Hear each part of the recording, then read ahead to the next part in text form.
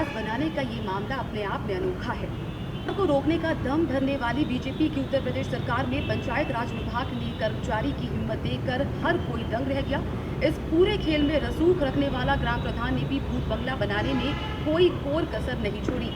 UP के हरदोई जिले में आवास आवंटित कराने के नाम पर फर्जीवाड़ा सामने आया है। बताया जा रहा है कि मृतक लोगों के नाम पर प्रधान और सचिव ने मिलकर फर्जी खातों में मनरेगा का रुपया ट्रांसफर किया और जरूरतमंद लोगों को आवास आवंटित नहीं हो सके। इस पूरे प्रकरण में लाखों रुपयों के धन की बंदरबाट कर ली है।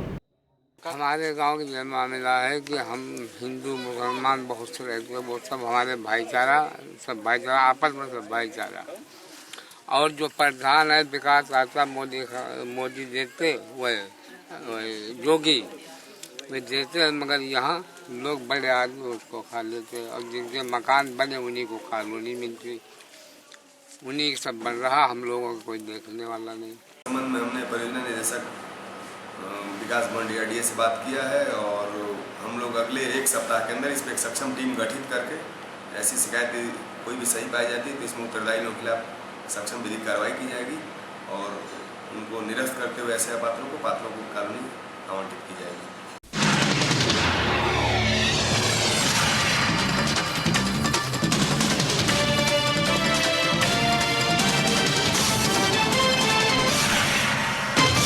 नमस्कार, आप देख रहे हैं नेशन वन। आपके साथ मैं हूं रीमा सिंह। उत्तर प्रदेश में स्थानीय निकाय चुनाव की तारीख तय होने के बाद प्रशासन अब पूरी तरीके से मुस्तैद नजर आ रहा है।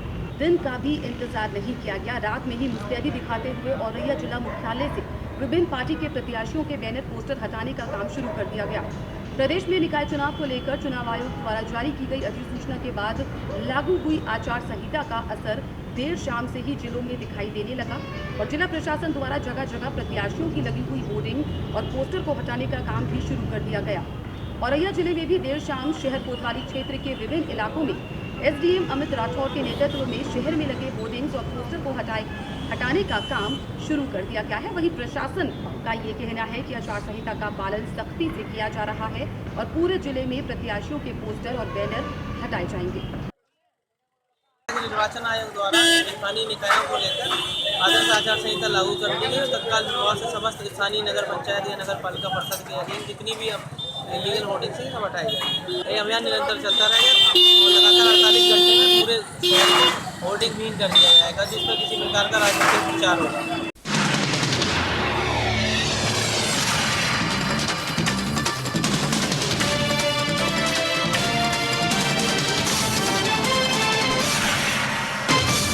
चलिए खबरों में बात करेंगे बहराइच की, जहां पर एक 25,000 का इनामी बदमाश पुलिस के हत्थे चढ़ गया है। और आपको बता दें कि पुलिस बदमाशों पर अपना शिकंजा कसने के लिए गुरिल्ला नीति अपना रही है और उसी की तर्ज पर बहराइच पुलिस ने राजकुमार को गिरफ्त में ले लिया है। यूपी में योगी सरकार में पुलिस अपराधियों पर सख्त रुख अपनाए हुए है। पुलिस ने राजकुमार नाम के हिस्ट्री शीटर को मुठभेड़ के दौरान गिरफ्तार किया है, जिसके कब्जे से असलहा भी बरामद किया गया है। पुलिस ने बताया कि कुख्यात बदमाश राजकुमार सीतापुर जिले का रहने वाला है, जिसे हिरासत में लेकर जेल भेजने की कार्रवाई भी की जा रही है। ये 13 अक्टूबर को एक घटना हुई थी थाना भौंडी क्षेत्र में संस्कृत विद्यालय के पास में, जिसमें से उमेश चंद्र रस्तोगी के साथ लूट हुई थी। आज 4:30 बजे जब ये चेकिंग कर रहे थे, उसी दौरान 2 बदमाश उधर से आते हुए दिखाई दिए। पुलिस की चेकिंग देख करके ये लोग वापस लौटने पर पुलिस ने ललकारा पीछा किया। इन्होंने बदमाशों ने फायर करना शुरू कर दिया। उसमें से एक बदमाश फिर मौके से भाग खड़ा हुआ है मोटरसाइकिल से। दूसरा बदमाश है जिसका नाम है राजकुमार पुत्र छोटे लाल है, ये इसकी आइडेंटिफाई हुआ। ये सीतापुर का रहने वाला हिस्ट्री शीटर है, काफ़ी बड़ा बदमाश है। उसके पैर में गोली लगी है।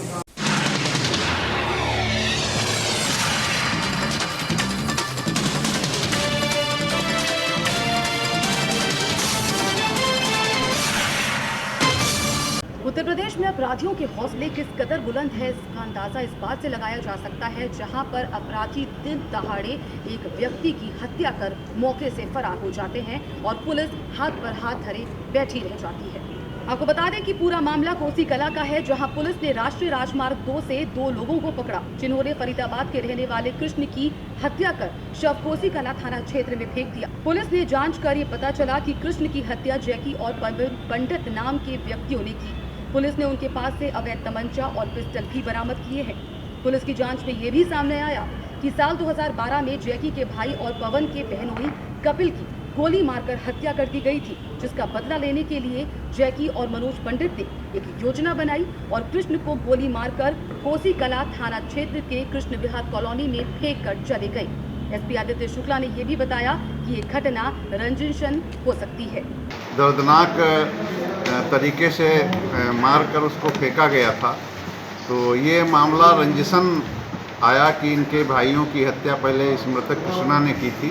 इसी रंजिश के चलते इनके साले और इनके भाई आज मिलके जो 4-5 लोगों ने योजना बनाई और कोसी कस्बा के अंतर्गत एक ढाबे पर घटना को अंजाम देकर लाश कोसी के निकट फेंक दी गई थी।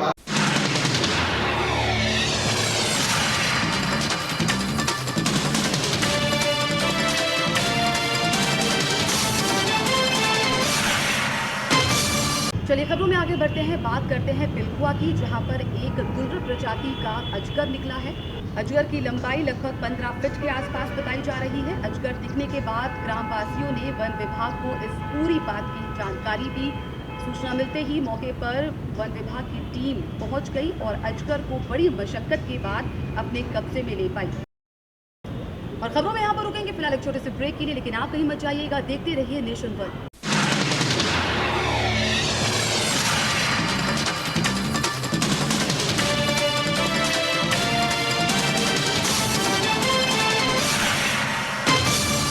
और ब्रेक के बाद एक बार फिर से आपका स्वागत है।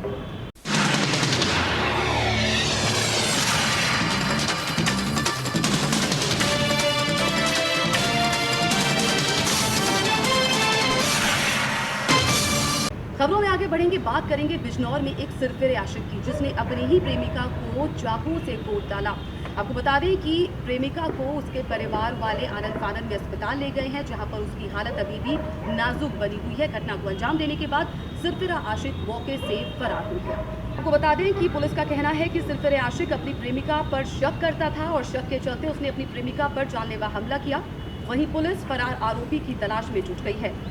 छात्रा कॉलेज से घर की तरफ जा रही थी, ये पूरा मामला है। और इसी दौरान स्कूटर पर सवार 2 युवकों ने छात्रा के ऊपर ताबड़तोड़ चाकू से हमला कर दिया।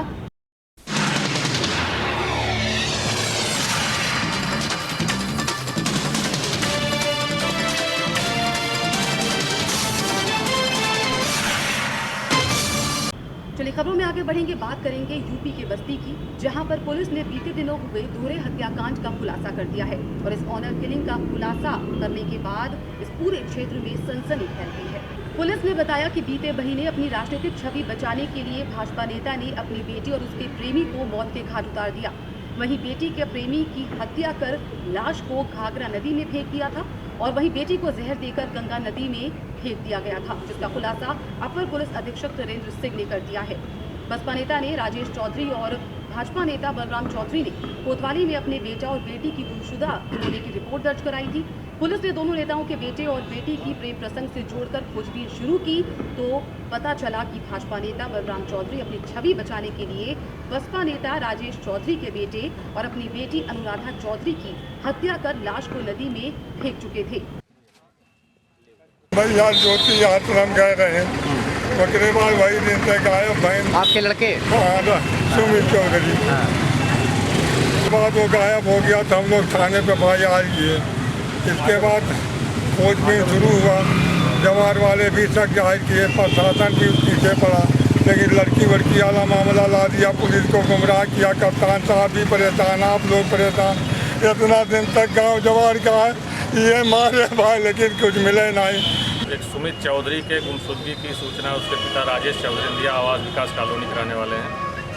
उसके बाद 3 तारीख को एक लड़की अनुराधा चौधरी की गुमशुदगी की सूचना उसके पिता बलराम ने दिया। इन दोनों गुमशुदगी के संबंध में कोतवाली में दर्ज की गई सूचना, उसके बाद जांच चल रही थी। जांच से और सुरागसी पतारसी और मुखबिर के माध्यम से ये जो केस सॉल्व हुआ, इसमें पता चला कि 30/9 को ये लड़की के घर लड़का गया था सुमित चौधरी, अनुराधा के आपस में संबंध थे।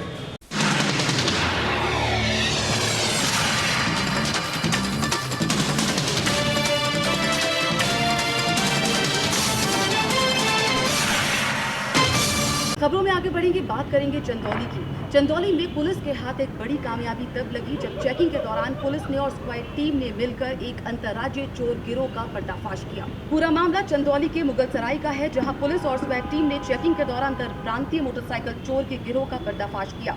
पुलिस ने 2 चोरों के पास से 6 चोरी की बाइक भी बरामद की। ये शातिर चोर चंदौली और उससे सटे आसपास के जिलों जैसे मिर्जापुर और वाराणसी समेत कई जिलों में चोरी की घटना को अंजाम दिया करते थे। चोरी की बाइकों को ये शातिर चोर बिहार में सस्ते दामों पर बेच दिया करते थे। गिरफ्तार शातिर चोरों में से एक चोर पहले भी बिहार में चोरी की घटनाओं में संलिप्त रहा है। फिलहाल पुलिस ने मामला दर्ज कर लिया है और आगे की कार्रवाई करने में जुटी है। वाहन चोरों के खिलाफ एक अभियान काफ़ी समय से चल रहा था और इंटेलिजेंस कलेक्ट किए जा रहे थे। उसी के क्रम में कल 2 शातिर वाहन चोरों को मुगलसराय पुलिस और हमारी स्वाट टीम के अधिकारियों कर्मचारियों द्वारा गिरफ्तार किया गया है। दोनों बहुत शातिर किस्म के वाहन चोर हैं। तो फिलहाल मेरे साथ इस खबरों में इतना ही, लेकिन देश और दुनिया की बाकी तमाम खबरों के लिए आप देखते रहिए नेशन 1। दीजिए इजाजत।